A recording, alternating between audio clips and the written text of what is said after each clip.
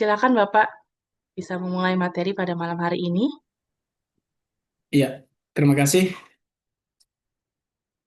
Gimana? moderator ya eh, telah membersama kita Bu Senita dan tentunya yang saya hormati pimpinan SADA ya Pak Darmawan yang mengamanahkan saya membawa materi terkait dengan etika dan profesi keinsinyoran. Izin Bapak Ibu eh, sebelum saya share ya materinya tadi sudah diperkenalkan terkait dengan tempat di mana saya bekerja. Kemudian alhamdulillah sudah mengambil profesi insinyur juga. Ya, izin saya share. Oh, kayaknya nggak bisa Mbak Senita. Siap Bapak, sudah saya berikan permitnya. Monggo dicoba lagi. Oke, sudah. Siap.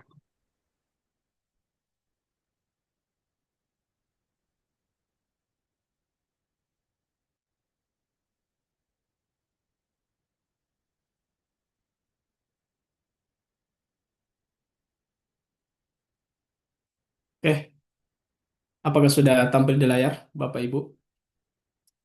Sudah, Pak. Iya. Jadi Sudah, Pak, sudah.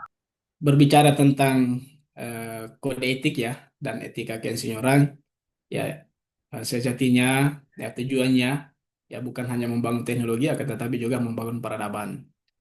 Nah, sedikit ya terkait dengan eh, Albert Einstein ya. Tentunya Bapak Ibu paham atau tahu siapa dia. Dia memberikan pesan kepada kita semua bahwa jangan berusaha menjadi manusia yang sukses, akan tetapi berusahalah menjadi manusia yang bernilai. Artinya apa? Ya, dengan gelar atau dengan profesi yang kita tekuni sekarang, ya tentunya harapannya adalah bagaimana agar supaya berdampak kepada orang lain. Dalam hal ini tentunya bernilai, ya tidak mencelakai, ya dalam hal ini tidak mencelakai orang lain dengan profesi kita atau bahkan merugikan orang lain. Dengan adanya profesi ini, ya tentunya berbicara tentang insinyur, ya dengan adanya profesi insinyur ini tentunya ada rule ya yang harus kita ikuti ya seperti itu. Mungkin Bapak Ibu ya pernah berpikir ya untuk apa sih ada insinyur? Nah, dengan adanya insinyur ini ya tentunya kita bisa memberikan keselamatan kepada orang lain dalam hal ini adalah halayak besar ya. Nah, sehingga pertanyaannya, pernahkah Anda berpikir bahwa keputusan insinyur itu bisa menyelamatkan atau bahkan membahayakan ribuan orang? Artinya apa? Dengan kode etik ya yang telah dipegang oleh mereka yang berprofesi, apakah itu sebagai dosen misalnya ya, apalagi kita di dosen ini ya tentunya ada juga etikanya dalam mengajar ya dalam dalam hal ini di perguruan tinggi. Salah satu syarat untuk menyatakan bahwa dosen itu adalah profesional ya dia harus sertifikasi ya itu salah satu syaratnya. Nah, kalau dosen kemudian tiba-tiba dia juga insinyur berarti antara praktis dengan akademisi. Jadi dua hal ini dipegang. Sehingga walaupun dia seorang dosen, ya, ketika misalnya ingin terjun ke lapangan, ya, undang-undang sekarangnya menjelaskan tentang itu. Untuk terjun ke lapangan berkaitan dengan wilayah-wilayah praktis, ya tentunya dia harus memiliki izin. Ya, kalau di dokter, ya biasanya disebut dengan profesi kedokteran. Ya, biasanya kalau hanya sekedar gelar sarjana, sarjana kedokteran itu belum bisa berpraktek. Sehingga dia harus lanjut ke profesi. Nah, sehingga ada gelar ya, gelar profesinya dalam hal ini dokter. Kalau misalnya belum ngambil gelar profesi, ya masih dikatakan alumni atau sarjana kedokteran, sehingga dia belum bisa untuk melakukan praktik. Dan misalnya ketika misalnya mau mengambil wilayah-wilayah spesialis, sehingga dia harus sekolah kembali ya untuk terjun ke wilayah-wilayah spesialis tadi itu, ya seperti itu. Kemudian, ya berbicara tentang profesi, ya tadi saya sudah jelaskan bahwa profesi kita, ya kalau misalnya kita seorang praktisi, ya kalau kita berbicara tentang insinyur, ya kaitannya dengan teknik, ya teknik atau mereka yang backgroundnya ada keteknikannya dalam hal ini misalnya pendidikan elektro misalnya ya, pendidikan elektronika misalnya, pendidikan teknologi informasi misalnya, itu wilayah teknik ya, walaupun ada background-background pendidikannya. Nah, siapa saja mereka yang harus mengambil profesi insinyur itu? Yang mereka yang notabene adalah backgroundnya adalah keteknikan, ya seperti itu. Walaupun salah satu contoh misalnya sipil, ya. Selain profesi insinyur juga ada profesi sipil ya. Dalam hal ini ada aturan-aturan tersendiri juga di sipil. Kalau di kedokteran ya kaitannya dengan kedokteran. Seperti itu. Sehingga semua profesi ya selalu diatur oleh kode etik dan memiliki tanggung jawab sosial. Nah, semua profesi seperti itu. Profesi apapun ya. Sehingga ketika kita berbicara tentang undang-undang ya, undang-undang profesi dalam hal ini keinsinyuran ya, itu diatur dalam undang-undang ya 2014. Sehingga ketika kita ingin terjun ke lapangan atau ketika ingin melakukan pekerjaan-pekerjaan teknis, ya apalagi mereka yang bergelut di bidang proyek, ya, nah, itu undang-undang kode etik, ya tentunya itu harus menjadi pegangan ya untuk semua yang bergelut di bidang itu. Bagaimana dengan kondisi sekarang? Bagaimana dengan kondisi sekarang? Sekarang memang belum ketat, tapi ke depan itu akan menjadi semakin ketat.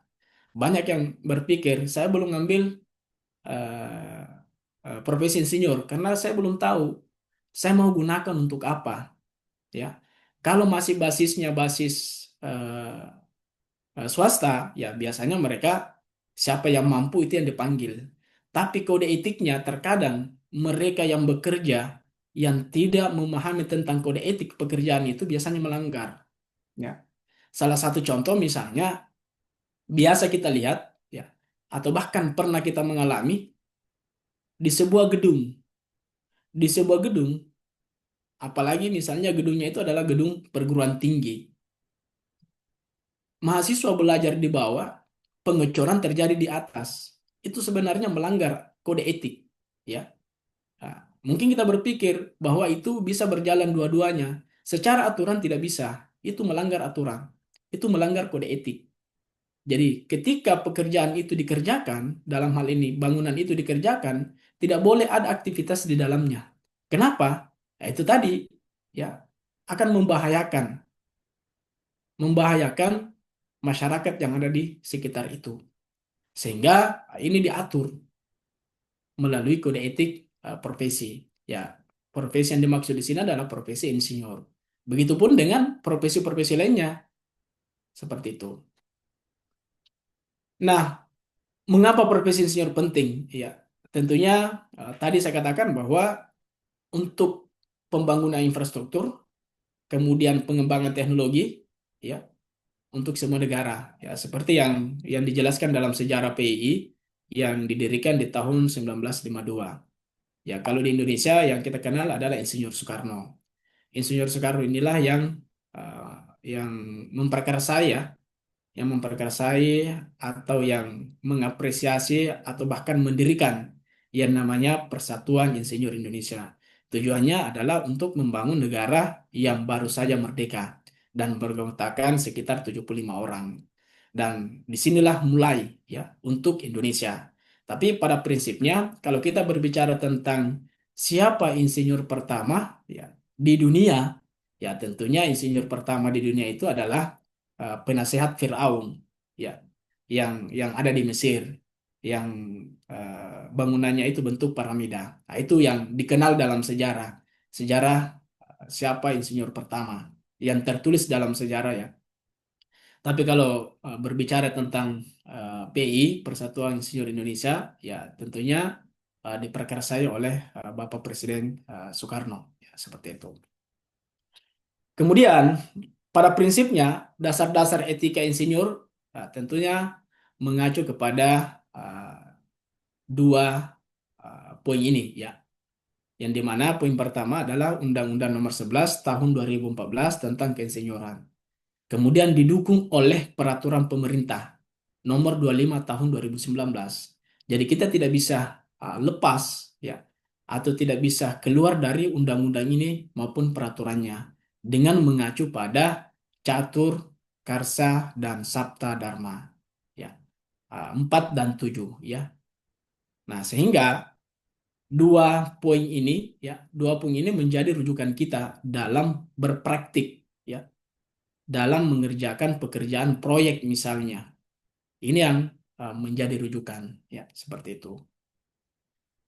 Catur karsa yang di di di poin ini adalah kaitannya dengan bagaimana mengutamakan keluhuran budi atau menjaga kepercayaan. Jadi 4 poin ini prinsip dasar dari seorang insinyur. Yang pertama tadi adalah keluhuran budi, menjaga kepercayaan. Ketika kita mengerjakan pekerjaan, dalam hal ini proyek, ya tentunya bukan hanya kepercayaan terhadap perusahaan yang kita miliki, akan tetapi kepercayaan terhadap profesi kita. Kalau kita tidak mengutamakan ya atau mengabaikan yang namanya keluhuran budi, ya tentunya banyak insinyur ya yang melakukan praktik-praktik yang tentunya bisa membuat profesi ini tidak dipercaya lagi. Walaupun ada segelintir orang ya mungkin saja melakukan hal demikian, ya, seperti itu. Kemudian yang kedua, prinsip yang kedua adalah menggunakan pengetahuan dan kemampuan untuk kepentingan kesejahteraan umat manusia. Jadi pengetahuan dan kemampuan yang kita miliki, seperti yang dijelaskan tadi di slide kedua, ya terkait dengan Albert Einstein, ya inilah pentingnya ya, agar supaya pengetahuan dan kemampuan kita itu bermanfaat untuk orang lain, bukan hanya bermanfaat untuk kita sendiri. Akan tetapi berusaha untuk agar supaya pengetahuan ini berdampak kepada kesejahteraan umat manusia, siapapun mereka. Jadi ketika kita berbicara tentang kesejahteraan, ya berarti tahapan-tahapan di dalam melakukan pekerjaan itu, ya memikirkan hal demikian. Ya tidak tidak serta-merta hanya untuk kepentingan pribadi. Walaupun dalam mengerjakan proyek ataupun dalam mengerjakan pekerjaan, ya tentunya ada dampak ya dalam hal finansial. Akan tetapi jangan sampai karena finansial itu ya kesejahteraan umat manusia atau orang lain diabaikan. Seperti itu. Kemudian bekerja secara sungguh-sungguh untuk kepentingan masyarakat sesuai dengan tugas dan tanggung jawabnya. Dalam hal ini, kalau ya kita diamanahkan untuk menjadi seorang pengawas, maka tugas kita sesungguhnya adalah betul-betul menjadi seorang pengawas. Bukan karena pekerjaan sudah berjalan sehingga pengawas ini bisa diatur. Ya, jangan heran ketika misalnya pengawas itu mengatakan SOP-nya atau aturannya harus menggunakan helm, harusnya ya. Kalau misalnya pengawasnya harus mengatakan harus menggunakan helm, maka kita sebagai pekerja harus menggunakan helm karena itu aturannya. Ada alasan sehingga harus menggunakan helm misalnya. Apakah karena jangan sampai ada batu ya atau ada besi yang jatuh sehingga uh, kepala bocor misalnya. Sehingga masing-masing tugas masing-masing tugas seorang pekerja ataupun yang diamanahkan untuk mengerjakan itu tentunya bertanggung jawab dengan pekerjaannya. Dan pekerjaan apapun itu, ya tentunya kita diminta untuk selalu meningkatkan kompetensi. Ya, kalau di pengolahan jurnal misalnya ya, sebagai seorang akademisi misalnya, tidak hanya sekedar mampu menulis ya, atau tidak hanya sekedar mampu membuat OJS misalnya, akan tetapi kita harus meningkatkan pengetahuan terkait dengan seperti apa yang dibutuhkan oleh negara misalnya, atau seperti apa yang dibutuhkan oleh dunia. Ya. Sehingga kompetensi-kompetensi seperti ini sesuai dengan profesi kita, ya tentunya harus ditingkatkan. Apakah itu misalnya kalau kita di bidang jaringan ya, perkembangan teknologi ya semakin berkembang, sehingga kita yang berada di profesi ya, masing-masing profesi tentunya diminta untuk selalu meningkatkan kompetensi. Apakah itu karena perkembangan teknologinya misalnya, apakah karena perkembangan atau perubahan aturan sehingga kita harus selalu update ya seperti itu. Kemudian ada 7 tuntutan sikap. Ya. Yang pertama adalah mengutamakan keselamatan, kesehatan, dan kesejahteraan masyarakat. Nah, ini tadi yang saya contohkan, ya. Mengutamakan keselamatan baik untuk pekerja maupun masyarakat sekitar. Ya. Dalam hal ini, ya tentunya kalau misalnya dia harus menggunakan helm, ya. Kalau misalnya pekerjaan itu sementara dikerjakan, tidak boleh ada aktivitas yang ada di bawah gedung. Misalnya kalau dia kaitannya dengan pembangunan gedung. Itu. Kemudian kesejahteraan, ya kesejahteraan masyarakat, ya tentunya pada saat kita mengerjakan sebuah pekerjaan atau diamanahkan atau mendapatkan kontrak ya untuk mengerjakan sebuah pekerjaan atau proyek, salah satu contoh misalnya pengaspalan misalnya. Oke lah, kalau pengaspalan ya kita anggap bahwa pekerjaan ini adalah pekerjaan yang tentunya melibatkan banyak orang ya dan kemudian tentunya dana untuk pengaspalan itu besar. Nah, ini bisa jadi ya, bisa jadi aspal itu jadi tapi kualitas dari apa yang telah disepakati atau sesuai kontrak itu berubah.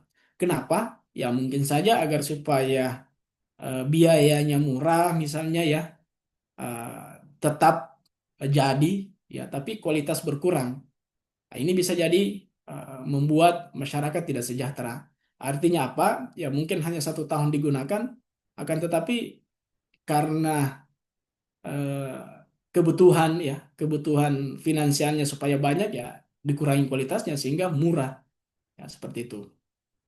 Kemudian bekerja sesuai dengan kompetensinya. Artinya apa? Ketika kita tidak mampu atau ketika kita tidak bukan ahlinya di bidang itu, ya tentunya harus dengan gentleman atau dengan jujur mengatakan bahwa saya tidak ahli di bidang itu. Tapi terkadang ya ketika ada tawaran terkait dengan pekerjaan itu, ya kita diminta untuk mengerjakan walaupun misalnya tidak ahli, tapi melibatkan orang lain atau pihak ketiga untuk membantu kita. Ya. Pada prinsipnya kalau misalnya masih ada backing-nya misalnya ya atau kalau misalnya kita punya SDM yang mampu untuk mengerjakan itu tidak ada masalah. Tapi kalau misalnya kita tidak mampu untuk mengerjakan itu, hanya kemampuan standar misalnya, ya disarankan dalam aturan ya, aturan Sabta Dharma ya diusahakan untuk agar supaya menyatakan bahwa kita tidak mampu untuk mengerjakan itu. Kemudian hanya menyatakan pendapat yang dapat dipertanggungjawabkan. Artinya apa? Katakan yang sesungguhnya ya dalam hal ini ketika kalau kaitannya dengan server ya karena kami adalah IT kalau misalnya aplikasi itu cukup dengan 1 giga misalnya atau cukup dengan sekian penyimpanan ya disampaikan bahwa sebenarnya sistem ini atau aplikasi ini cukup dengan penyimpanan sekian ya jangan karena eh, biayanya diangkat, space-nya yang dikurangi misalnya. Ya, tentunya kita sebagai orang yang bergelut dalam dunia keinsinyuran dalam hal ini teknis misalnya, ya menyampaikan pendapat kita dengan menjelaskan hal-hal yang berdampak positif maupun negatif. Kalaupun misalnya kurang, ya dan ownernya misalnya menyatakan cukup sekian, ya tetap disampaikan bahwa kalau misalnya kita menggunakan space sekian, ya tentunya tidak bisa. Ya, walaupun dalam perjalanan itu, ya kadang juga ada yang meminta ya, yang meminta agar supaya space-nya kurang, kemudian keinginannya si owner itu misalnya ya menyimpan data yang lebih besar sehingga tidak bisa berjalan dengan maksimal. Dipaksakan ceritanya, dipaksa sehingga uh, ketika dia jalan dia loading misalnya ya atau tidak cepat ya seperti itu. Sama halnya dengan lantai gedung lantai 10 misalnya. Gedung lantai 10 sudah dirancang bahwa biayanya atau RAB-nya hanya sampai lantai 10, tapi karena dalam perjalanan ya agar supaya bisa sampai lantai 11 ya kualitas gedung itu dikurangi sehingga bisa mencapai lantai 11. Jumlahnya bisa sampai ke lantai 11 ya. Jumlah jumlah lantainya bisa sampai lantai 11, akan tetapi kualitasnya sesungguhnya hanya bisa sampai kepada lantai 10. Sehingga kalau ini dipaksakan, ya tentunya sebagai pekerja, ya dalam hal ini orang yang diamanahkan atau perusahaan yang diamanahkan untuk mengerjakan ini akan kena dampaknya di kemudian hari. Kenapa? Karena ketika terjadi keruntuhan gedung, ya, atau ketika terjadi kecelakaan, maka yang dicari adalah Pimpro misalnya. Siapa yang mengerjakan pekerjaan itu di masa itu? Nah, itu akan turun tim investigasi untuk melakukan evaluasi seperti itu. Sehingga ketika terjadi kecelakaan kerja misalnya, atau ketika terjadi eh, kecelakaan atau runtuhnya gedung itu, ya kembali kepada kita yang melakukan pekerjaan itu. Sehingga wajib, ya hukumnya untuk menyampaikan pendapat kita dan dapat dipertanggungjawabkan. Selanjutnya, menghindari pertentangan kepentingan dalam tanggung jawab tugasnya. Menghindari pertentangan dalam hal ini, ya terkadang kita melakukan perdebatan atau adanya ketidakcocokan karena kepentingan pribadi. Ya, ini yang kemudian perlu menjadi perhatian juga, ya. Selanjutnya, membangun reputasi profesi berdasarkan kemampuan masing-masing. Artinya apa? Kalau kita ahli di bidang A, ya, tentunya kaitannya tadi dengan kemampuan dan menyampaikan eh, apa yang bisa kita pertanggungjawabkan. Karena itu kaitannya dengan profesi. Reputasi profesi, ya tentunya penting, ya, baik untuk reputasi organisasi itu sendiri dan reputasi secara pribadi serta perusahaan yang kita punya. Kemudian memegang teguh kehormatan, integritas dan martabat profesi serta mengembangkan kemampuan profesional. Ya, kaitannya dengan meningkatkan kompetensi, ya. Kalau yang tadinya mungkin level 1, ya kemudian selanjutnya mungkin ditingkatkan kemampuannya di level 2, sehingga uh, perkembangan apapun atau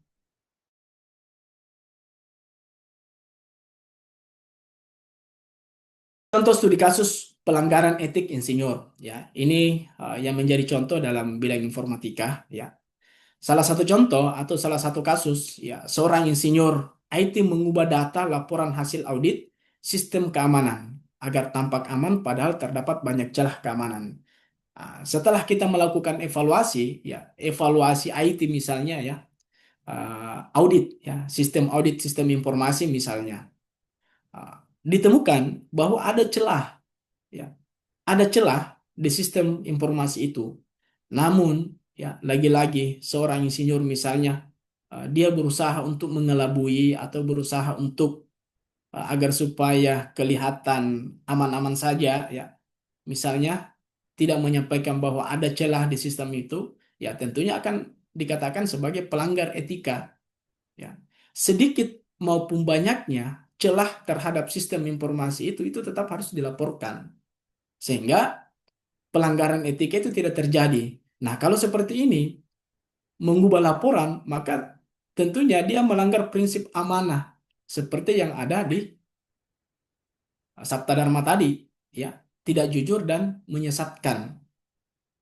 Nah, sebagai owner misalnya atau sebagai pengguna, ya dia akan percaya terkait dengan apa yang kita laporkan. Kenapa? Karena mereka paham bahwa yang ahli di bidang itu adalah kita. Sehingga apapun yang kita laporkan, maka itu yang akan mereka percaya. Dan tentunya bertentangan dengan Sabta Dharma yang mana menyatakan pendapat secara objektif dan berdasarkan kebenaran. Ya, seperti itu. Jadi akan bertentangan dengan apa yang ada di Sabta Dharma tadi, ya. Tidak menyampaikan apa yang sebenarnya terjadi. Sampaikan saja. Kalaupun toh misalnya sudah disampaikan bahwa ada celah dan kemudian menganggap itu si pemilik, ya, atau si owner misalnya menyatakan bahwa itu tidak ada masalah, ya enggak apa-apa. Yang jelas kita sebagai seorang insinyur menyampaikan hal demikian. Karena di dalamnya tentunya ada berita acara, ya, disampaikan. Kalaupun toh misalnya dia mengabaikan, tidak ada masalah. Yang jelas kita sudah menyampaikan. Kemudian studi kasus pelanggaran etika insinyur untuk privasi data pengguna. Terkadang, ya, kita diamanahkan untuk membangun sebuah sistem atau kita diamanahkan untuk memegang sebuah sistem, namun ternyata data-data itu yang ada dalam sistem yang kita bangun, ya salah satu contoh misalnya nomor telepon, kemudian alamat, ya itu dijual keluar sehingga ya bisa saja kalaupun misalnya bank ya terkadang ada bank atau terkadang ada juga pinjaman-pinjaman online misalnya ya kita jual ke sana sehingga bank ini mendapatkan data atau mendapatkan informasi sebagai media untuk mempromosikan produknya ya dan ini pada prinsipnya secara aturannya itu melanggar etika. Nomor kita di-share ke orang lain itu sebenarnya melanggar etika ya. Makanya jangan heran kalau ada teman ya atau ada relasi atau ada kolega yang minta izin Pak, saya share nomornya ya ke si Pak ini agar supaya ya tentunya terhindar dari pelanggaran-pelanggaran etika yang dimaksud tadi. Ini pelanggaran etika yang kena ya terkait dengan penggunaan data yang melanggar prinsip amanah dan tulus. Artinya kita sudah memberikan data nomor telepon, alamat misalnya, ternyata dia menjual ya, memberikan kepada orang lain untuk kemudian digunakan atau dimanfaatkan untuk kepentingan lainnya. Dan ini menantang Sabta Dharma poin pertama ya, menjunjung keselamatan dan kemaslahatan masyarakat. Karena ya tentunya dengan iklan ya, untung kalau masih iklan ya, tapi kalau sudah masuk ke wilayah phishing ya itu jauh jauh lebih membahayakan lagi. Ya bisa sampai kepada data-data perbankan kita diambil ya seperti itu. Kemudian terkadang ada ya programmer misalnya atau ada orang yang diamanahkan untuk mengembangkan sistem ya yang dimana dia mengerjakan pekerjaan itu bersama-sama ya misalnya. Ternyata sistemnya itu dijual kembali ya, dijual kembali kepada orang lain tanpa komunikasi atau tanpa bekerja sama dengan teman yang ditemani bekerja untuk membangun proyek ini. Sehingga dikatakan melanggar rukun ya, tidak menghormati rekan sejawat dan bertentangan menghindari perbuatan yang menipu. Artinya apa? Aplikasi yang sudah kita bangun, aplikasi yang saya sudah bangun, saya gunakan di Unitama, ternyata itu saya jual kembali ke tempat lain dengan benefit kembali secara pribadi. Sementara pada saat sistem itu dibangun, ternyata banyak tim yang ada di sana. Ya, ada banyak tim, apalagi kalau sudah diserahkan misalnya ke perusahaan A misalnya. Sesungguhnya itu tidak bisa diambil lagi oleh orang yang sudah menjual, ya. Kenapa? Karena itu melanggar. Kita sudah jual sistemnya, kemudian dijual lagi kepada orang lain. Itu melanggar. Kecuali kita melakukan modifikasi misalnya, karena pekerjaan ini mirip dengan pesanan orang lain misalnya. Tidak boleh aplikasi yang sudah kita bangun tadi diserahkan kepada orang lain, kemudian itu kita jual kembali. Ya, seperti itu. Apalagi kalau kaitannya bekerja bersama-sama. Ya, dijual di perusahaan A atau ada klien yang meminta aplikasi itu misalnya di Unitama, tiba-tiba saya pindahkan lagi ke perguruan tinggi lainnya untuk digunakan tanpa sepengetahuan rekan ya, rekan sejawat yang bersama-sama kita membangun aplikasi itu. Kemudian tahapan administratif etis ya dalam proyek insinyuran ya tentunya Bapak Ibu teman-teman ya biasanya pada saat ikut lelang misalnya ya atau melakukan pengadaan atau bahkan misalnya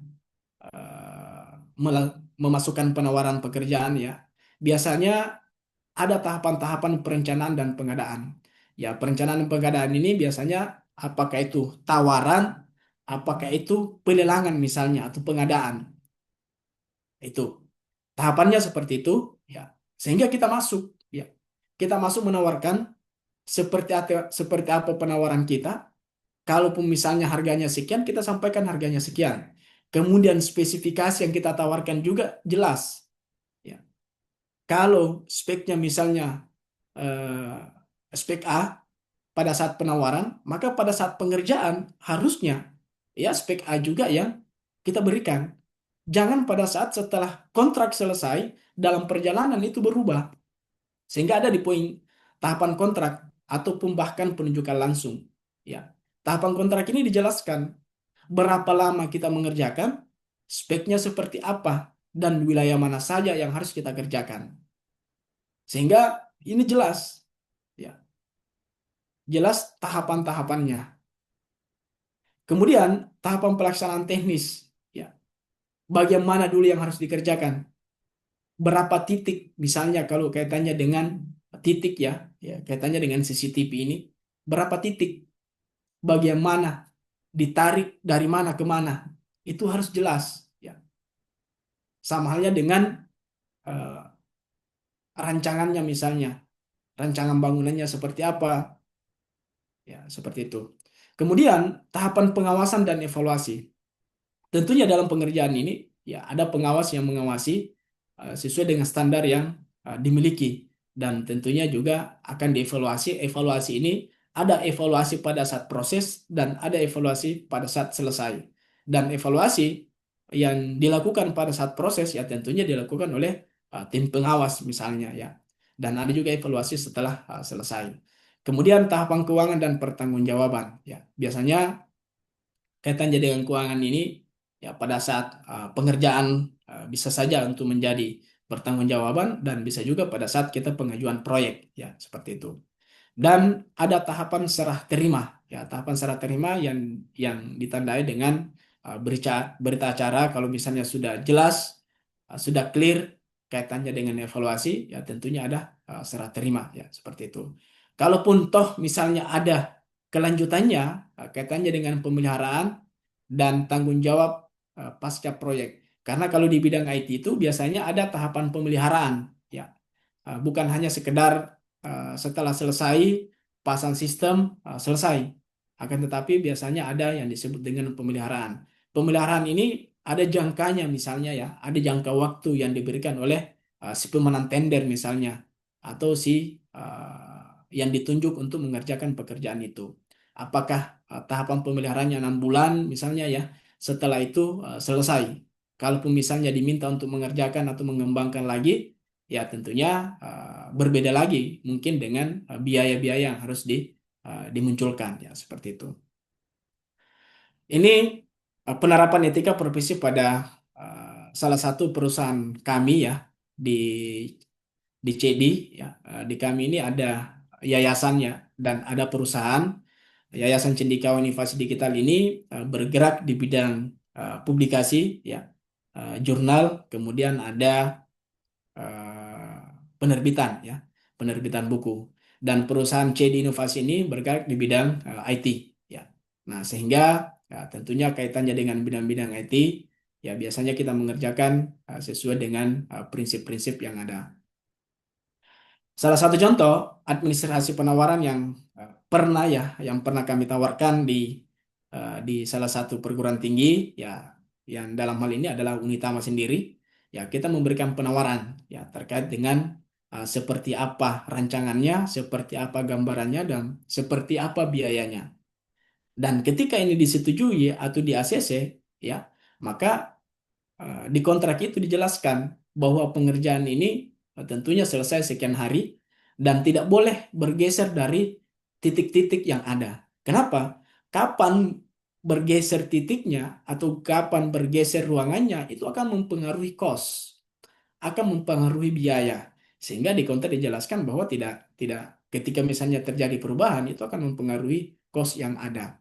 Ya, kalau misalnya di musola misalnya ya, atau di gedung utama ada CCTV, tidak boleh dipindahkan di gedung lain misalnya. Ya, kalau kalau dipindahkan akan berpengaruh terhadap biaya. Sehingga ketika misalnya owner atau si si pelanggan sudah ACC, maka ketika terjadi perubahan, ya akan terjadi perubahan biaya juga. Tidak mungkin turun. Untung kalau biayanya turun ya, yang tadinya mungkin membutuhkan kabel hanya 5 meter misalnya, ternyata setelah ada perubahan jadi 1 meter misalnya. Itu keuntungan bagi perusahaan. Tapi kalau tadinya 5 meter, tiba-tiba ada perubahan jarak menjadi 20 meter, ya kembali tentunya kerugian itu kepada perusahaan itu sendiri, ya seperti itu. Sehingga ini harus menjadi jelas ya dalam administrasi seperti itu. Nah, salah satu contoh juga beberapa waktu yang lalu kita mengerjakan pekerjaan di PT PLN wilayah Sulawesi Selatan, pemasangan jaringan. Nah, itu kita tentunya apa ya, ACC kalau misalnya mereka setuju dengan biaya sekian, dengan pengerjaan model sekian, ya jalurnya dari sini ke sini, ayo kita kerjakan. Tapi kalau tidak, ya tidak bisa juga, ya dengan tentunya bertanda kepada etika yang ada. Artinya kita tetap menjaga reputasi perusahaan dan menjaga institusi itu sendiri, ya dalam hal ini profesi ya, institusi dan profesi. Dan kembali kepada kebijakan ya, atau pesan-pesan dari B.J. Habibie, ya jadilah yang terbaik dimanapun kamu berada dan berikan yang terbaik dari apa yang kamu bisa. Artinya apa? Ya, kita bisa saja terbaik ya, terbaik dari teman-teman, tapi yang lebih penting adalah memberikan yang terbaik sesuai dengan yang kita mampu. Kenapa? Karena sesuatu yang kita paksakan itu hasilnya tidak maksimal. Ya, terkadang kita mengerjakan pekerjaan proyek misalnya, terkadang kita mengerjakan pekerjaan yang tadinya mungkin harganya sekian, tapi karena teman, ya itu bisa didiskusikan kembali.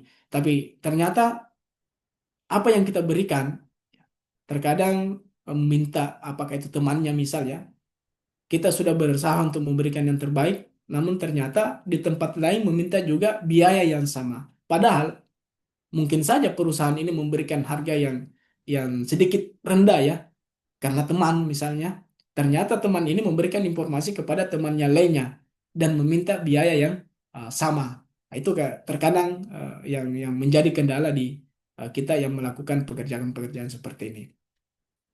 Dan yang terakhir adalah ilmu ya menjadikan kita mampu, namun etika menjadikan kita layak untuk dipercaya. Jadi pekerjaan apapun itu, profesi apapun itu, ya kepercayaan layak untuk selalu kita jaga.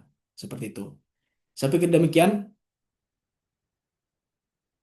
Mungkin ada pertanyaan dari Terima teman-teman. kasih.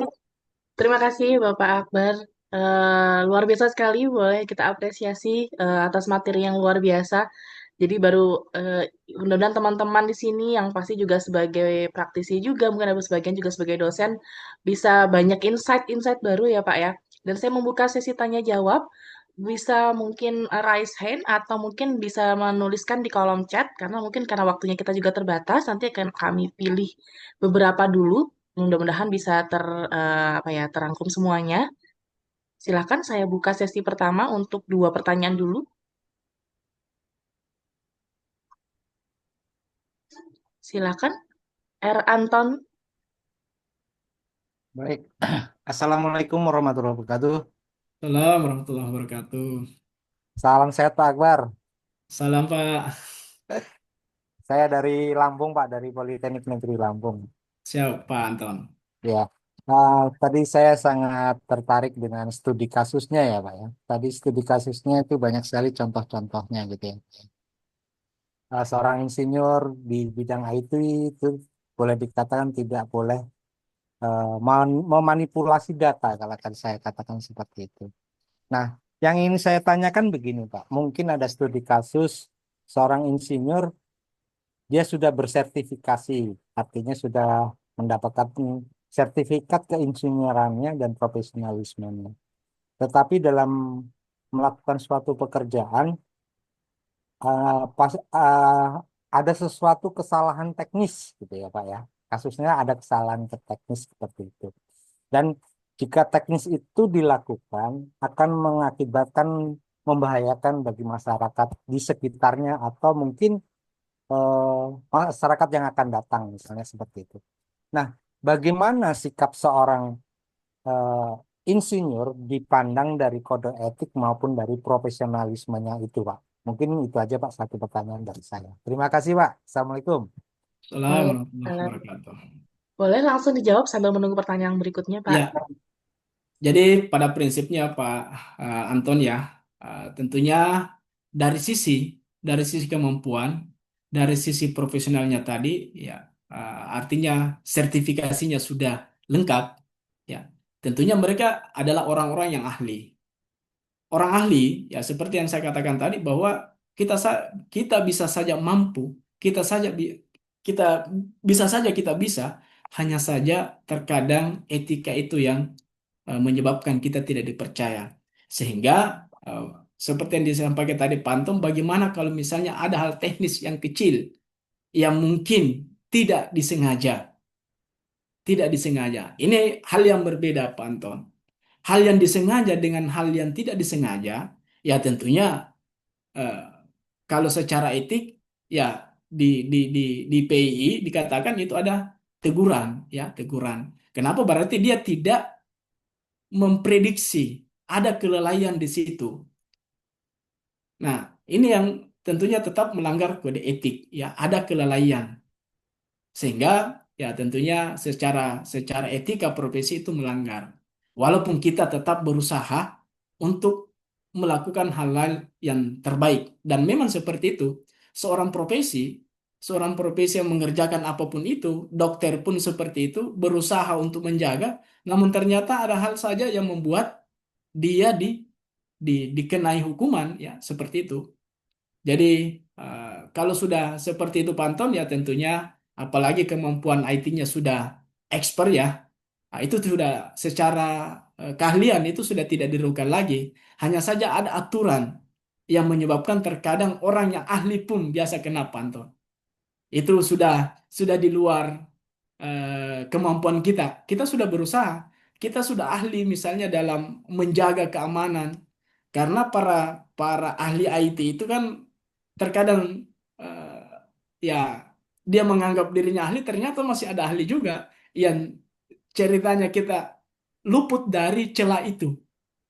Ya. Jadi para cyber kan ada yang black hacker, ada white hacker. Ya sama-sama hacker, hanya ada yang bersifat black, ada yang bersifat white. Nah, Yes. eh, white hacker ini berusaha untuk melindungi, namun ternyata black ini menemukan celah. Seperti itu, Pak Anton. Saya pikir demikian. Terima kasih, Pak. Ya, Terima Pak kasih. Anton. Jelas sekali. Terima kasih pertanyaan Pak Anton, luar biasa sekali. Jadi memang di lapangan ternyata banyak Pak Akbar gitu ya, ke apa ya namanya situasi dan mungkin yang bisa ya sebagai seorang profesi pasti juga harus bisa memprediksi Ya, kemungkinan-kemungkinan terburuk seperti itu ya Pak ya. betul. Sama yang Betul, disampaikan tadi Pak Anton bahwa dia sudah ahli tapi masih ada tuh celah. betul. Atau mungkin kondisi force major dan lain-lain yang kita tidak Ya, bisa prediksikan seperti itu.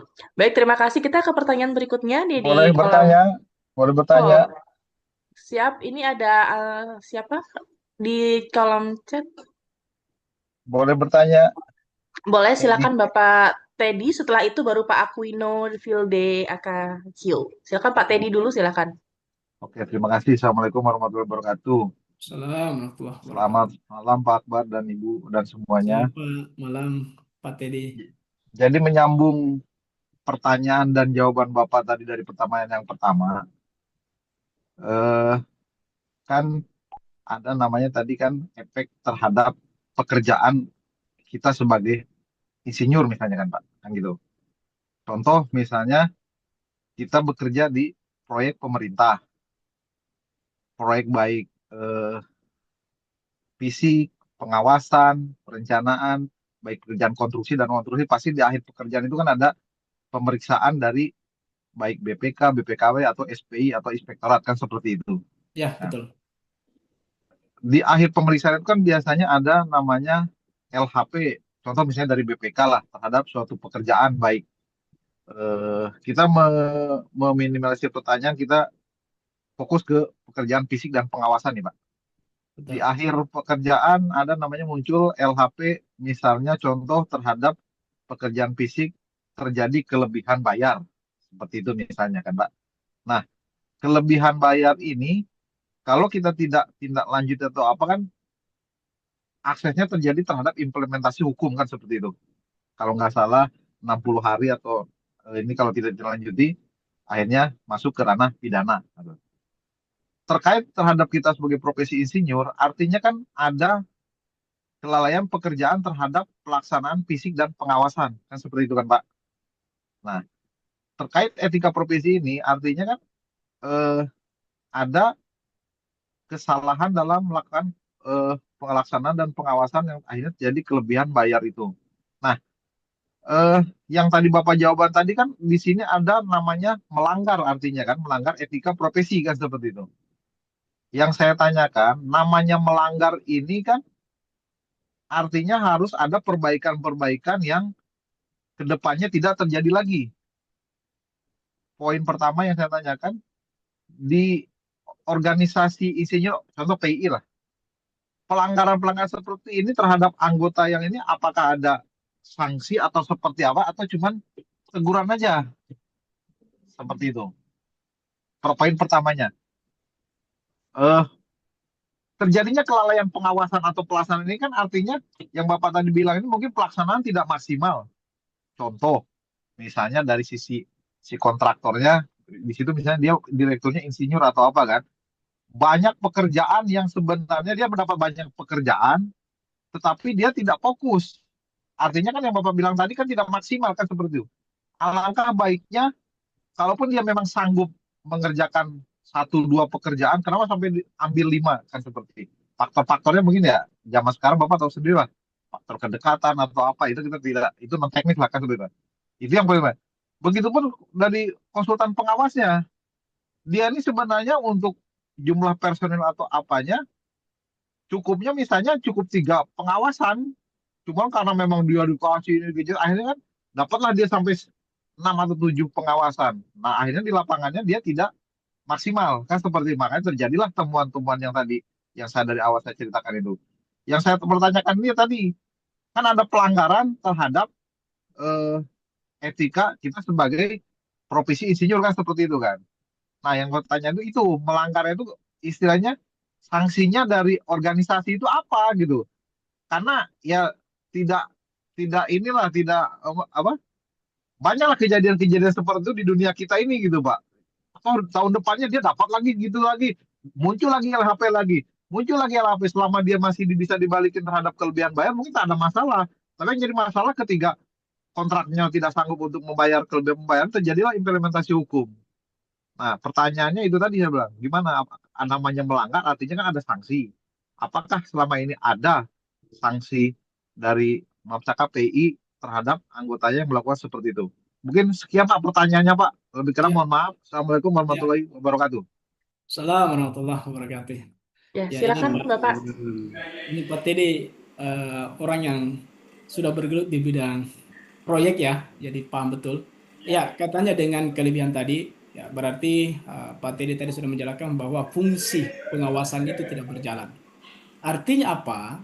Ya, pada saat tahapan perencanaan, ya tentunya yang terlibat di sana adalah orang yang ahli di bidang itu. Ya, kalau misalnya kaitannya dengan perencanaan wilayah misalnya, adalah orang-orang yang ahli di bidang perencanaan wilayah. Berapa kebutuhannya misalnya. Kemudian, kalaupun toh ada kelebihan, ya dalam perjalanan berarti fungsi kepengawasan itu tidak berfungsi. Sehingga seperti yang disampaikan tadi Pak Teddy, ya harusnya pengawas ini hanya mengerjakan atau mengawasi satu pekerjaan saja, tapi ternyata ada proyek lain yang harus diawasi. Artinya, fungsi pengawasan dalam profesi insinyur, ya sesungguhnya yang namanya pengawas, dia harus mengawasi satu proyek dari awal sampai akhir, seperti itu. Nah, pertanyaannya, kalaupun misalnya terjadi hal demikian, apakah ada sanksi dari PII? Ya, kalau misalnya ada hal demikian, ya pada prinsipnya kalau yang saya pahami ya yang saya dengar karena pengawasan atau dalam hal ini eh, dibayar dapat lagi proyek tahun depan, nah itu kalau di PI belum belum saya dapatkan informasi hal demikian, tapi pada prinsipnya etika kode etik itu sudah melanggar. Itu kapan keanggotaannya misalnya dicabut bahkan misalnya ketika pelanggaran itu berat. Karena dalam aturan PI kalau pelanggaran berat itu bahkan izin surat izin untuk melakukan praktik profesi itu dicabut. Seperti itu Pak Pak siapa tadi? Pak Teddy. Teddy. Bagaimana Pak Teddy? Apa masih ada yang mau disampaikan? Mau ditanggapi? Jadi tergantung dari berat tidaknya dari pelanggarannya gitu ya Pak ya. Sampai yang Ya, parah mungkin ya pencabutan untuk istilahnya untuk profesi license-nya sebagai insinyur itu. Gitu. Oke, kalau belum tidak pertanyaan lagi, mungkin ke sesi berikutnya, ke pertanyaan berikutnya ada Bapak Aquino Vilde. Silakan Bapak. Oke, halo, selamat malam Ibu. Terima kasih atas waktunya. Pertama-tama saya sangat apresiasi Pak Akbar karena paparannya sangat detail menyangkut dengan etik. Perkenalkan saya Aquino, saya dari Timur Leste, Bu. Jadi eh, sangat senang bisa mengikuti webinar ini. Tadi paparan Pak Akbar saya sempat tulis beberapa hal di sini, jadi ingin bertanya sama Pak Akbar. Yang pertama, tentang tadi kan penjelasan Pak Akbar bilang kalau secara etis sesuatu, saya kan orang sipil, teknik sipil, Bu. Jadi secara etis sesuatu yang sudah ditulis di dalam kontrak, terutama untuk proyek konstruksi, kita tidak bisa dirubah. Tadi penjelasannya kan seperti ya, itu. Tapi biasanya kalau kita di Timor Leste, Pak Akbar, mohon maaf kita akan kekurangan apa namanya pengadaan material. Contohnya beberapa bahan yang harus selalu dari Indonesia maupun dari Cina kan. Jadi saya ada pengalaman juga Pak Akbar. Pernah kita kerja di satu proyek, itu kontraktornya dari Jepang, Rinkai Nissan. Uh, kita kan pakai besi beton itu kan spesifikasinya ASTM Pak. Tapi setelah proyek itu berjalan, strukturnya belum selesai, tapi besinya sudah habis Pak. Nah, akhirnya kalau kita pengen, karena waktu itu tinggal hampir 20 ton saja Pak. Jadi hanya 20 ton harus kita order dari Cina, itu kan biayanya mahal Pak. Jadi di situ dari pihak kontraktor maupun konsultan kan sepakat dirubah speknya Pak. Apakah secara etis itu kita tetap ada pelanggaran atau bisa ditoleransi? Itu pertanyaan pertama Pak. Yang kedua, eh, kita eh, tentunya dari Timor Leste sama Indonesia kan kita beda Pak. Jadi tadi Pak Akbar sempat apa namanya ada ide yang paling hebat dari almarhum Pak Habibie. Eh, jadi saya bisa bahasa di sini, jadilah yang terbaik dimanapun kita berada dan berikan yang terbaik. Tapi kalau di proyek, terutama kita insinyur itu kan kita pengen yang terbaik. Tapi kan ada contohnya ada tukang-tukang maupun ada pimpinan yang tidak terima apa yang ingin kita buat terutama keselamatan dan yang lain-lain. Apakah itu kita harus mengikuti pimpinan kita terutama pimpinan proyek atau kita resign aja kalau secara etis? Nah, itu yang kedua, yang terakhir Pak. Kita ada satu kasus di sini. Eh, Tentunya kalau proyek-proyek kita di sini itu kan biasanya didanai oleh pemerintah Pak. Nah, jadi di pemerintah kan ada eh, menteri, bahkan ada perdana menterinya Pak. Jadi satu kasus di sini semuanya kan udah direncanakan terlebih dahulu. Itu kasusnya itu Pak, patung, ada patung. Sebelumnya kan udah direncanakan semua, sudah oke, udah di-approve, udah kontraktornya udah kerja. Tapi setelah beberapa bulan, ternyata si pemilik proyek itu datang, minta dinaikin ketinggiannya Pak. Nah, dinaikin ketinggiannya karena kelihatannya itu terlalu pendek. Nah, akhirnya pihak kontraktor yang namanya kerja, kita nuruti Pak. Apakah itu secara etis kita ada pelanggaran? Soalnya yang tadi Pak Akbar juga bilang bahwa kita harus menjaga kepercayaan, Pak. Itu yang saya pengen konfirmasi, Pak. Mungkin dari saya situ aja. Terima kasih, Pak. Mohon penjelasannya. Terima kasih. Terima kasih. Terima kasih. Silakan Bapak Akbar bisa menanggapi. Iya, dari Pak Agiono ya. Yang pertama tadi kaitannya dengan eh, apa ya tadi? Kaitannya Perubahan aspek material, Pak. material ya, Material yang speknya material mungkin dirubah ya. ya speknya yang berubah. Jadi ketika kita mau ngambil dari luar, misalnya dari luar negeri, itu biayanya besar. Sehingga eh, Pak Giono mengambil dalam negeri. Perubahan yang terjadi Pak Agwin, pada prinsipnya boleh berubah, yang penting kualitas tidak menurun.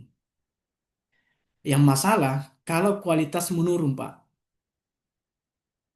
Perubahan boleh, dana yang sudah disepakati 10 juta misalnya, ya, dengan spek A, yang penting tidak dibawa kualitas A tadi, harus naik.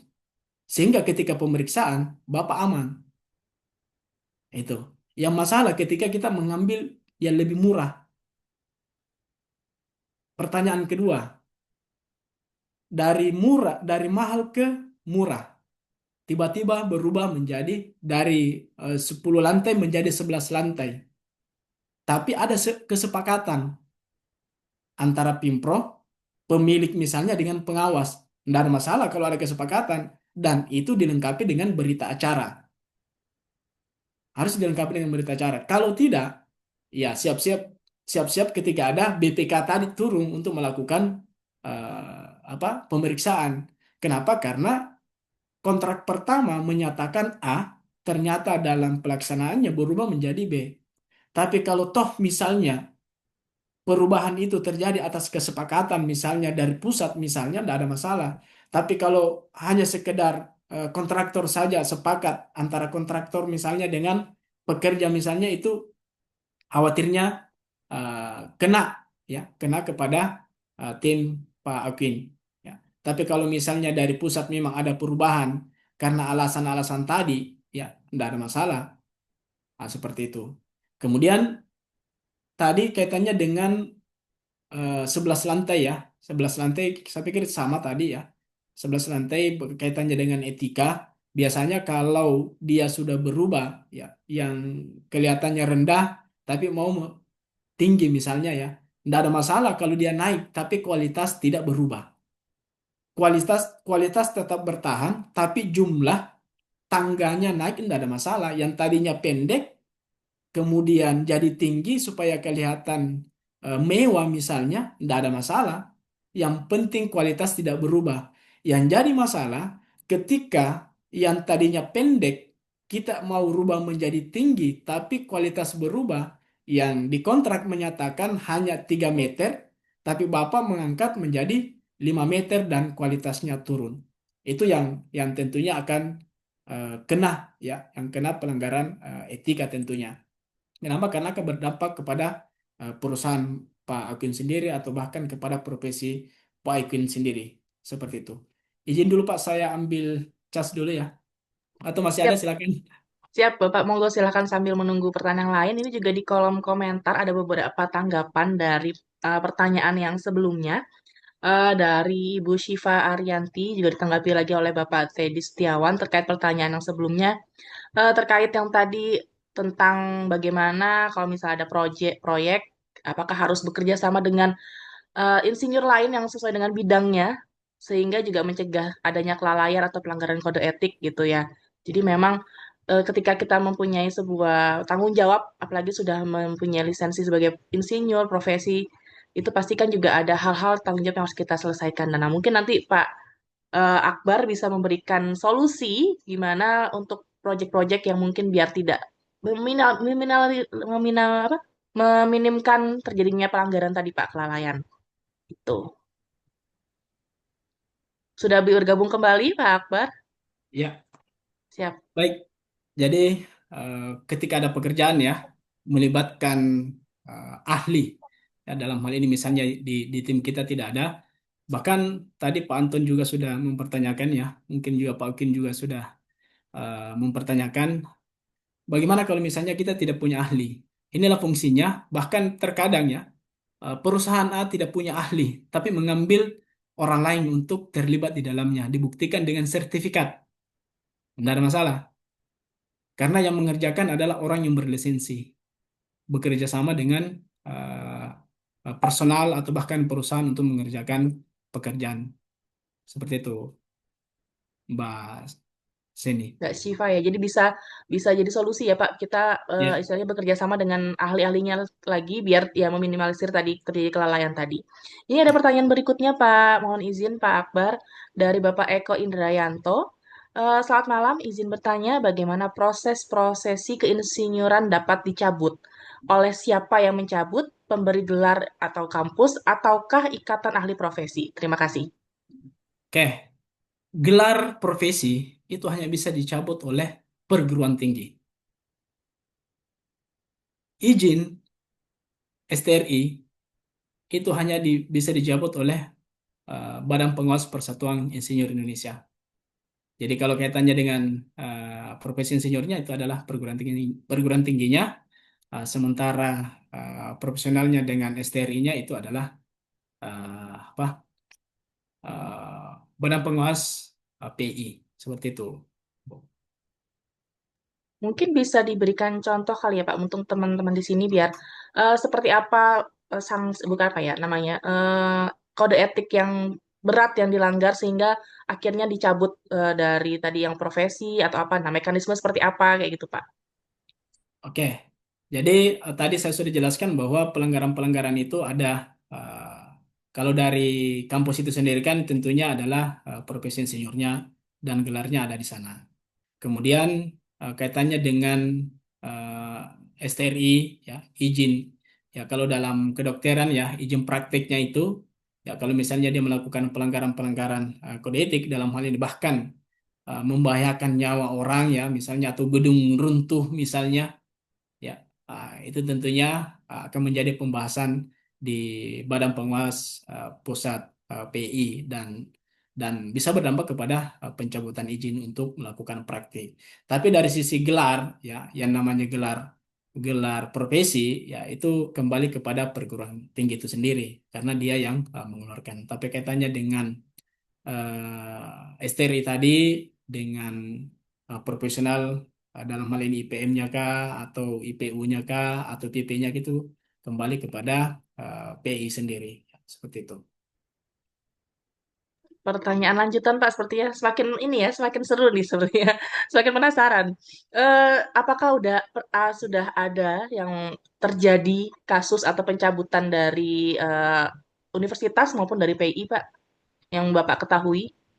Ya, pencabutan STRI ya, kalau secara rilis ya, dirilis di berita PI ya itu saya belum temukan ya, saya belum temukan. Apalagi kaitannya dengan bentuk pengawasan ketat ya, bentuk pengawasan ketat apalagi sekarang seperti yang saya sampaikan tadi di awal bahwa masih ada yang mengatakan apa sih fungsinya insinyur, apa sih manfaatnya insinyur, bahkan teman saya sendiri mengatakan ya kalau dari sisi kemampuan ya seperti yang Pak Anton tadi sampaikan ada orang yang ahli di bidang IT eh, tapi toh tetap kena kena pelanggaran ya. Ada teman yang saya anggap ahli di bidang IT, tapi dia tetap bertanya apa sih fungsinya insinyur, ya, apa manfaatnya. Nah, ini kalau secara rilis, secara berita dan bahkan laporan yang di PI itu saya belum menemukan, ya mungkin karena itu tadi masih belum ketatnya aturan yang sesuai dengan Undang-Undang 2014 tadi belum belum diterapkan betul ya, belum diterapkan betul sehingga pelanggaran yang disampaikan oleh para penanya tadi itu belum sampai kepada pencabutan STRI seperti itu. Jadi memang mungkin dari kasusnya yang belum terlalu ini ya Pak ya, sehingga pengawasannya juga masih belum terlalu ketat ya Pak ya. Ini ada pertanyaan tambahan juga, apakah ada regulasi? Mungkin tadi sudah sempat disampaikan, mungkin bisa disampaikan kembali Bapak regulasi tentang bagaimana pencabutan gelar profesi insinyur dan pelanggaran berat apa saja Dan apakah ada sidang etiknya untuk para insinyur? Ya, kaitannya dengan gelar insinyur ya, kembali lagi bahwa itu adalah perguruan tinggi yang mengeluarkan dan pencabutannya ya tentunya ada kode etik masing-masing di perguruan tinggi kalau misalnya kaitannya dengan ini mirip dengan ijazah ya, mirip dengan ijazah, jadi ijazah itu hanya bisa dicabut oleh perguruan tingginya. Dan tidak serta-merta ijazah itu atau gelar profesi itu langsung dicabut tanpa melewati tahapan-tahapan sesuai dengan kaidah-kaidah yang ada pada perguruan tinggi itu sendiri. Dalam hal ini bahkan sudah dijelaskan di sini apakah melalui ke sidang kode etik ya. Ya di perguruan tinggi kan ada disebut dengan kode etik masing-masing perguruan tinggi dan tentunya pasti akan melewati tahapan itu. Karena kapan dia tidak melewati aturan atau rule yang ada di masing-masing perguruan tinggi, bisa jadi yang dicabut gelar profesinya, dia akan menuntut balik. Karena kenapa? Karena tidak ada rule atau tidak jelas sehingga gelarnya dicabut. Makanya di perguruan tinggi saya pikir jelas ya, jelas rule-nya kapan dan bagaimana prosesnya sehingga gelar profesi itu bisa dicabut. Bahasa Baik, kita. siap. Ya, Baik, terima kasih Bapak. Luar biasa sekali. Mungkin masih ada yang ingin bertanya. Waktu kita masih kurang lebih masih ada sekitar 30 menit. Saya juga kembali mengingatkan untuk materi sudah kami share di grup WhatsApp yang sudah waktu sebelumnya di-invite oleh admin. Jadi teman-teman sudah join ke grupnya Pak sebelumnya. Nah, sudah kami share juga materi dari Bapak Akbar. Luar biasa sekali, sangat lengkap. Kemudian juga ini untuk link dari presensi juga saya share kembali. Monggo silahkan yang mungkin belum mau mengisi link presensi karena nanti akan berpengaruh untuk sertifikat yang diterima. Seperti itu. Silakan, mungkin saya buka satu pertanyaan lagi. Oke, dari Bapak Sudirman, kapan diberlakukannya syarat berpraktek di pekerjaan konstruksi harus bergelar insinyur atau memiliki STRI? Minimal secara bertahap diberlakukan untuk jabatan. Oh, penjelasan sepertinya ya, pertanyaannya ya. Siapa? Jadi, kapan oke. diberlakukannya seperti itu, Pak Akbar? Kapan diberlakukan syarat berpraktik di pekerjaan konstruksi harus belajar insinyur, memiliki STRI? Ya. Jadi langsung ya, untuk mendapatkan STRI itu syaratnya adalah insinyur. Ya, walaupun dalam pekerjaan ya, dalam pekerjaan sekarang yang notabene kontraktor kan rata-rata itu atas nama perusahaan dan tentunya di, di, dilengkapi dengan sertifikasi keahlian dan SKA ya. Sertifikasi keahlian itu yang menjadi dasar ya, yang menjadi dasar di setiap pengadaan-pengadaan itu yang selalu menjadi rujukan sekarang. Nah, ini yang STRI sehingga saat ini makanya tadi saya katakan bahwa untuk STRI ya jangankan STRI profesi insinyur pun itu masih masih banyak yang bertanya-tanya sehingga untuk sampai kepada STRI itu masih masih kurang ya dan dasar untuk mengerjakan sebuah proyek ya ya biasanya berbasis berbasis perusahaan ya bukan berbasis STRI. Namun pada prinsipnya sesuai dengan Undang-Undang 2014 tadi mereka yang bisa berpraktik itu adalah mereka yang telah memiliki STRI. Nah, ini yang belum ketat ketat ya diterapkan di Indonesia sehingga masih bisa berjalan ya sehingga masih bisa berjalan walaupun PT ataupun CV itu belum memiliki STRI. Namun pada prinsipnya adalah mereka yang bisa melakukan praktik keinsinyuran adalah mereka yang telah memiliki STRI. Itu yang ada pada aturan yang tertera pada undang-undang itu. Walaupun dalam penerapannya masih masih ini ya belum betul-betul diterapkan di Indonesia seperti itu. Baik, terima kasih Pak Akbar. Jadi mungkin banyak sekali ya yang bisa diambil dari penjelasannya. Jadi memang tergantung kebijakan dari Indonesia itu sendiri, aturan-aturan yang mungkin karena kurang ketatnya itu ya Pak ya, sehingga seharusnya ada aturan untuk pemilikan SRL itu untuk menjadi project leader, tapi di lapangan ternyata belum seperti itu. Ini juga Bapak Darmawan Napitupulu memberikan pertanyaan Bapak, atau mungkin Pak Darmawan mau menyampaikan secara langsung, mungkin sambil menyapa rekan-rekan peserta. Baik, terima kasih Pak Akbar. Saya hanya ingin meramaikan saja diskusi kita. Luar biasa Pak, saya menyimak sekali tadi ya yang disampaikan begitu sangat mencerahkan ini. Terutama saya juga baru tahu tuh ada Cipta Karsa dan Sabta Dharma ya, gitu. Apakah itu tertuang ya Pak Akbar ya di Undang-Undang 11 itu ya Ya, tahun 2014 ya, jadi kode kode etik keinsinyuran. kode etik ya. Jadi Ya, termasuk di tercantum di undang-undang yang tadi ya keinsinyuran. ya, kelengkapan dari nomor nomor 11 2014 itu. Nah, artinya yang mau saya tanyakan kalau sebagai insinyur gitu ya, tentunya yang punya STR sudah memiliki sertifikasi tadi, jika melanggar salah satu atau salah dua, itu apakah langsung mendapatkan sanksi atau gimana Pak Kuat? Ya, langsung saja Pak Darmawan ya. Ya, Ini beliau ya sebenarnya sudah tahu jawabannya juga sih. Oke, kaitannya dengan pelanggaran salah satu, salah dua, ya di PI tentunya ada aturan-aturan atau rule ya, rule yang tentunya sudah ditetapkan juga bahwa pelanggaran berat ya tentunya akan diberikan apa sanksi berat juga. Tapi kalau pelanggaran ringan ya tentunya mungkin mungkin ya kalau di undang-undang tadi menyatakan bahwa itu teguran ya teguran. Namun sampai hari ini ya terkait dengan STRI secara rilis itu belum saya menemukan. Tapi kaitannya dengan pondok pesantren yang roboh, gedung yang roboh ini inilah yang sesungguhnya ya di dalam etika keinsinyuran ini inilah yang sebenarnya yang dihindari sehingga para kontraktor ya para pemilik perusahaan apalagi di bidang konstruksi ya disarankan untuk mengambil profesi ini. Kenapa? Karena di sana sudah dijelaskan aturan-aturannya. Seperti apa harusnya kita kerjakan, seperti apa harusnya kita lakukan, sehingga robohnya gedung itu bisa terhindarkan. Tapi kan yang mengerjakan ini adalah mereka yang dalam hal ini bernaung di bawah perusahaan atau PT yang tidak mensyaratkan dia harus ber-STRI. Sehingga ketika dia mengerjakan, karena memang wajar kalau misalnya gedung itu roboh karena dia tidak pernah, mungkin ya, tidak pernah mengikuti aturan yang ada dalam aturan-aturan yang dituangkan dalam aturan PII.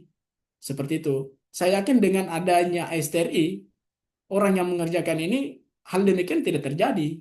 Tapi karena dia tidak mengikuti, ya, tidak mengambil gelar profesi misalnya ya, atau tidak ada izin praktek insinyuran sehingga mungkin karena pengalaman saja ya pengalaman sesuai hitungan tapi ada hal-hal yang terlewatkan seperti yang Pak Anton tadi sampaikan bahwa dia ahli dalam pembuatan sistem, dia ahli dalam cyber security, tapi ada hal yang terlewatkan sehingga inilah pentingnya penerapan Undang-Undang tahun 2014 tadi itu.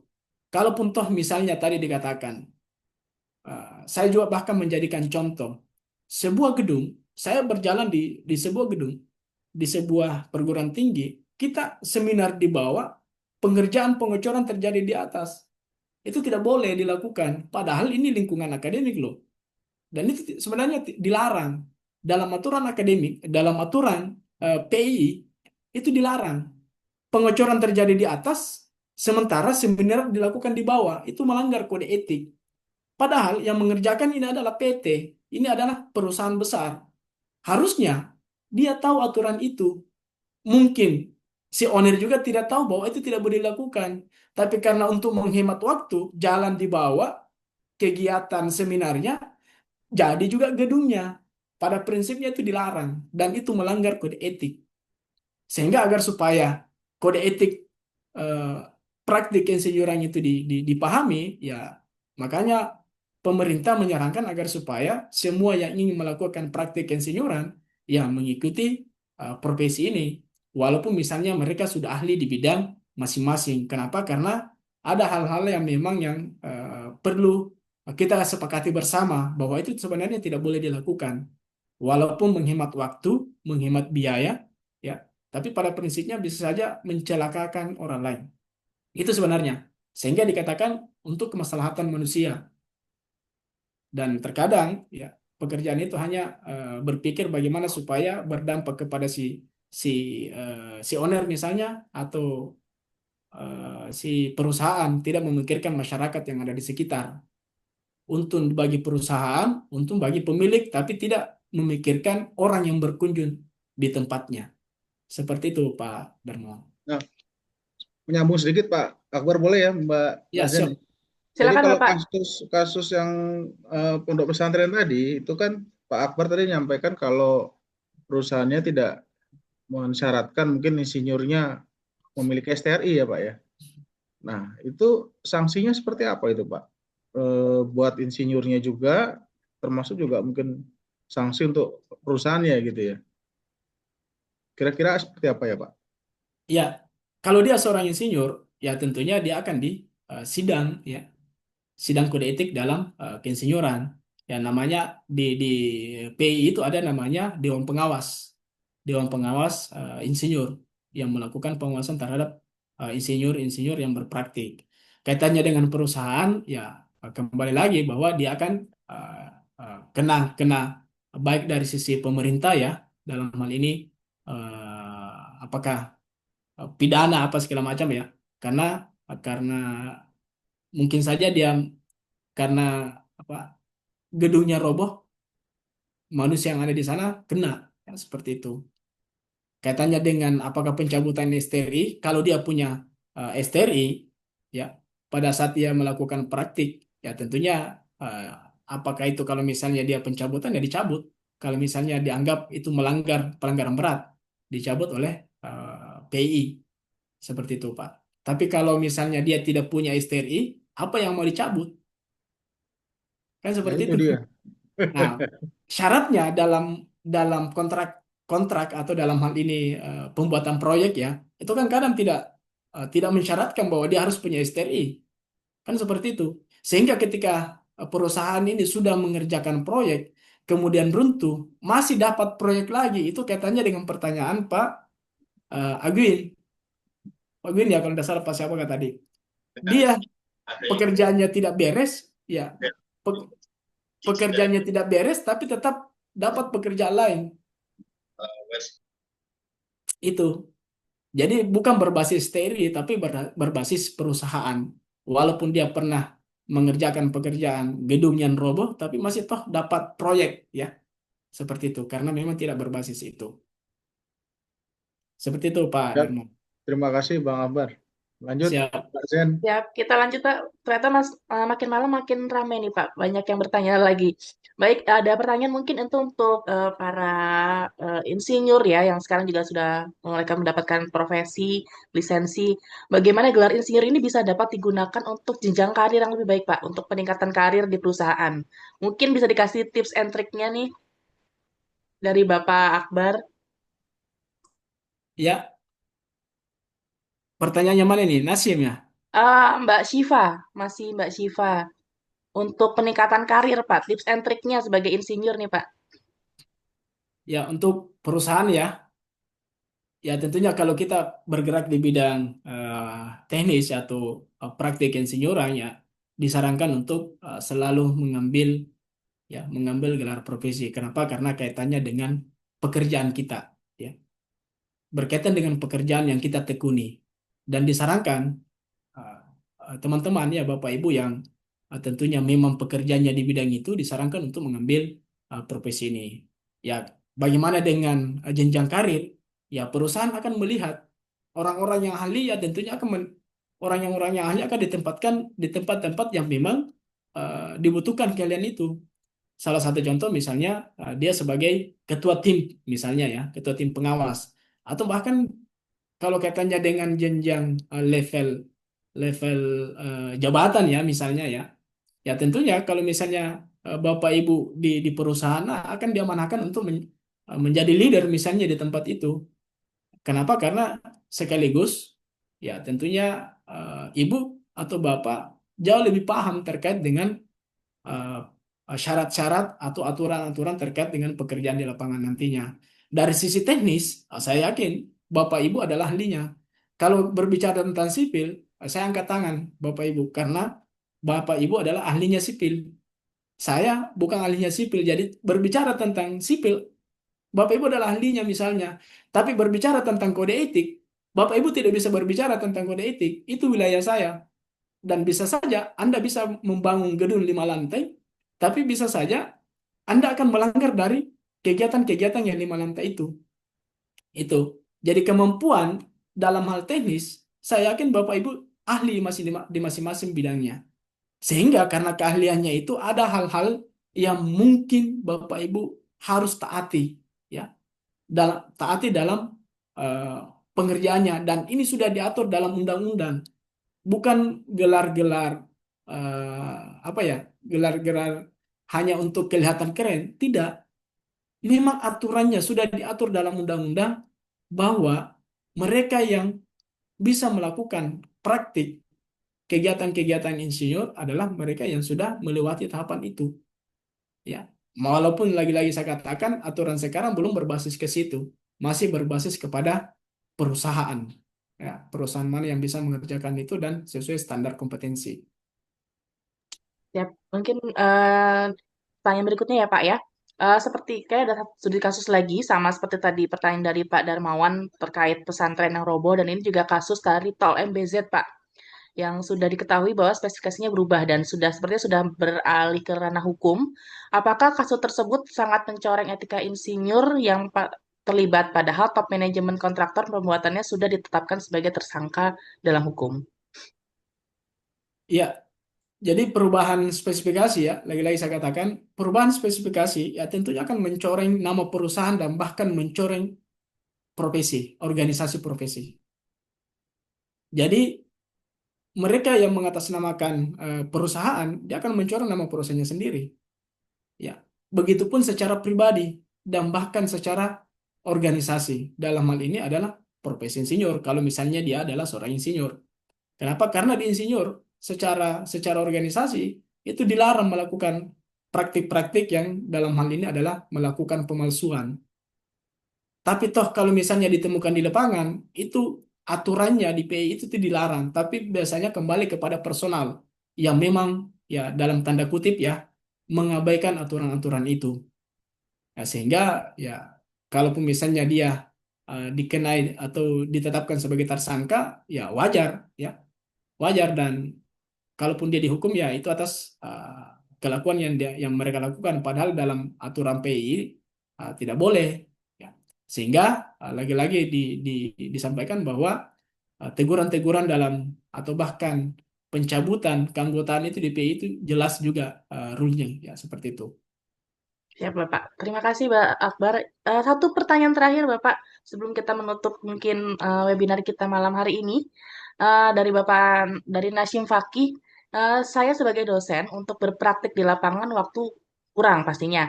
Kemudian bagaimana strategi untuk memenuhi persyaratan kuliah profesi insinyur? Terima kasih. Ya, waktu kurang untuk mengikuti perkuliahan Untuk insinyur. proyek-proyek di lapangan sepertinya seperti itu, Pak. Oke, waktu kurang untuk mengikuti kegiatan-kegiatan proyek di lapangan, ya. Pada prinsipnya, ya, sebagai dosen, ya, sebenarnya di dosen itu, ya, ketika dia sudah tersertifikasi, itu adalah profesi dosen yang terstandar, ya. Ketika kita ingin melakukan praktik insinyuran di luar, dalam hal ini teknis, ya tentunya harus melewati, dalam hal ini adalah insinyur. Bagaimana caranya? Ya tentunya ada ada syarat-syarat, ya. Kalau misalnya Bapak Ibu bukan seorang background teknik, ya, background teknik, atau misalnya bukan sipil atau elektro, kalau Bapak Ibu sudah mengerjakan pekerjaan, ya, pekerjaan dalam hal ini adalah profesi keinsinyuran selama 2 tahun misalnya, ya, itu sudah bisa mengambil profesi insinyur lewat jalur RPL. Ya, jalur RPL itu hanya 1 semester, ya, kalau tidak salah. Berbeda kalau yang reguler. Reguler itu kayaknya 1 tahun. Ya, seperti Jadi itu. masih ada kemungkinan ya Pak untuk Masih ada dari akademisi kemungkinan. dosen yang ingin menempuh untuk profesi sertifikasinya tersebut ya Pak ya. Ya. Dan Ini memang saya mengapresiasi, ya, yang berprofesi sebagai dosen, ya. satu sebagai akademisi dan satu sebagai praktisi. Jadi kita bisa mengajarkan ya mata kuliah tentang cyber security di kelas, tapi kita juga bisa menjelaskan bagaimana cyber security itu di lapangan.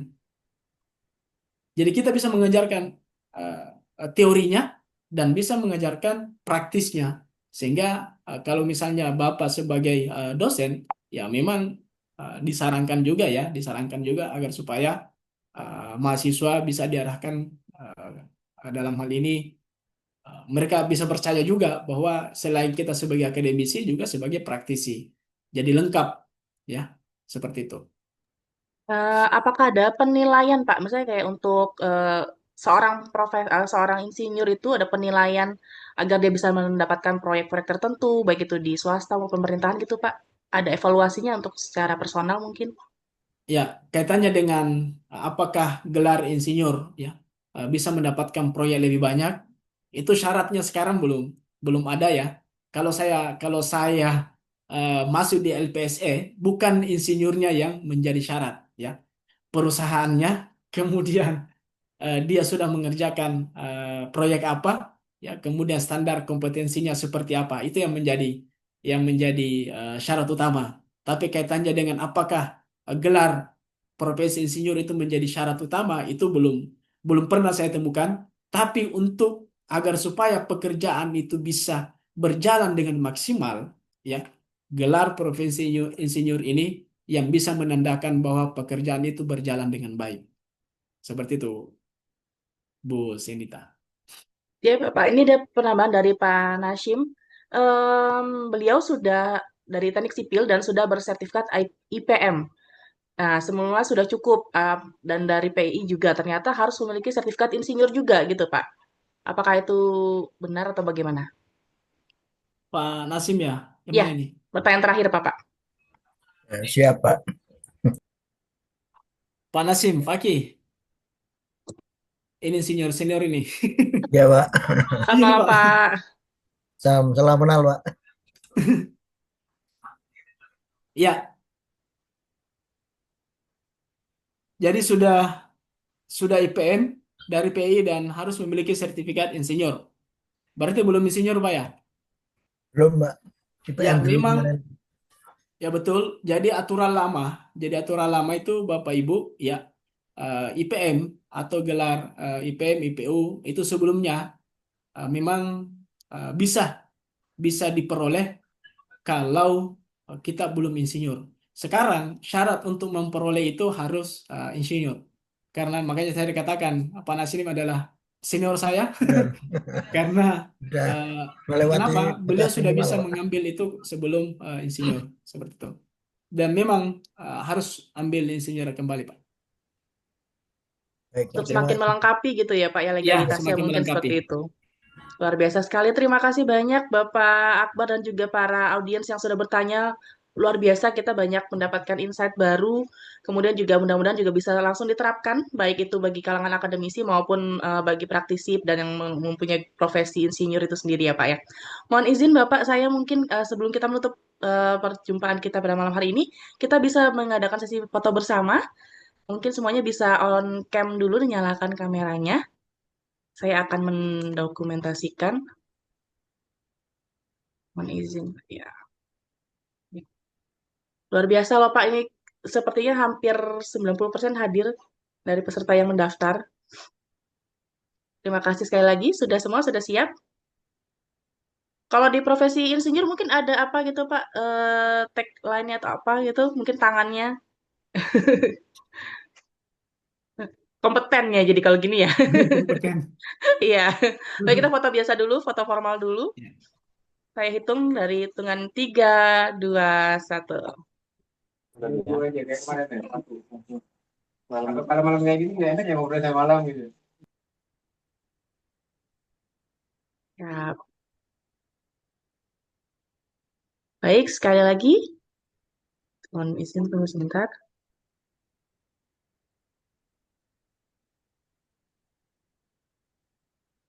Mungkin boleh kompeten, boleh Bapak. Ya, biar kita semua sebagai insinyur yang berkode etik ya Pak ya. Ya. Baik, saya hitung kembali. 3, 2, 1. Terima kasih. Terima Oke. kasih Bapak Ibu Pak Terima kasih Darmawan. juga Bapak Akbar dan semuanya Terima luar biasa kasih sekali. Pak kasih. Akbar. Terima Terima kasih kasih Bu. semuanya. Terima Luar kasih, biasa. Pak. Terima kasih Bu. Terima kasih. Sampai Terima jumpa kasih. lagi. Terima Terima kasih. kasih Sampai Bu. bertemu di pertemuan berikutnya. Mohon maaf kalau ada salah-salah kata. Saya mewakili Sada Konsultan juga mohon pamit undur diri. Wabillahi taufiq. Wassalamualaikum warahmatullahi wabarakatuh. Waalaikumsalam Waalaikumsalam warahmatullahi wabarakatuh. Waalaikumsalam warahmatullahi wabarakatuh. Terima Salam kasih Pak insinyur. Akbar. Waalaikumsalam Ya, warahmatullahi wabarakatuh.